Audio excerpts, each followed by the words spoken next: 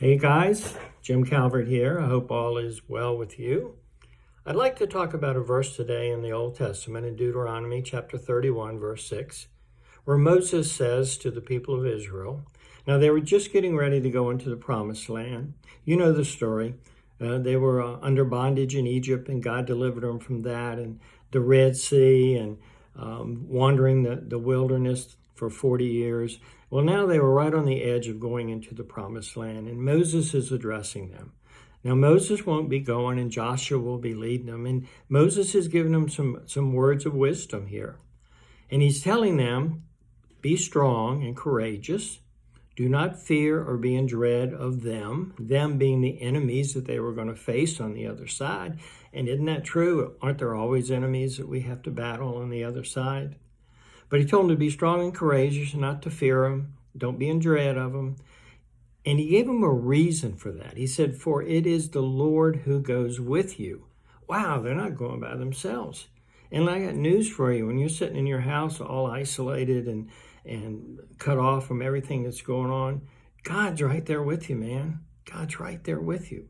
And God was going with the people of Israel into this promised land with all the trials and tribulations and stuff they had to go through. And Moses told them that God would never leave them. God would never forsake them. What a promise. Doesn't matter how bad things look or how bad things are. It doesn't matter. The author John Maxwell, who wrote a ton of books about leadership, some people consider him a leadership expert. He's really, really good at what he does. But there's this quote that I found that he said that I think is very appropriate to where we are right now. He says, facing difficulties is inevitable. True, you can't argue that, pretty simple. Learning from them is optional. Wow. So we're going to have difficulties, but we also have the opportunity to either learn from them or not to learn from them. To wallow around in sadness and gloom and doom and all of that, or to believe what Moses told those people, that God has not left us, God has not forsaken us. And we are to be strong and we are to be courageous.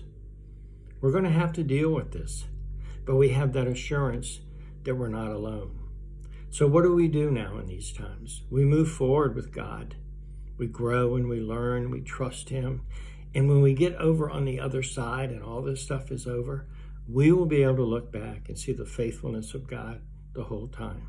He's not going anywhere. Let's just make sure we go with him. Love you guys. Be safe.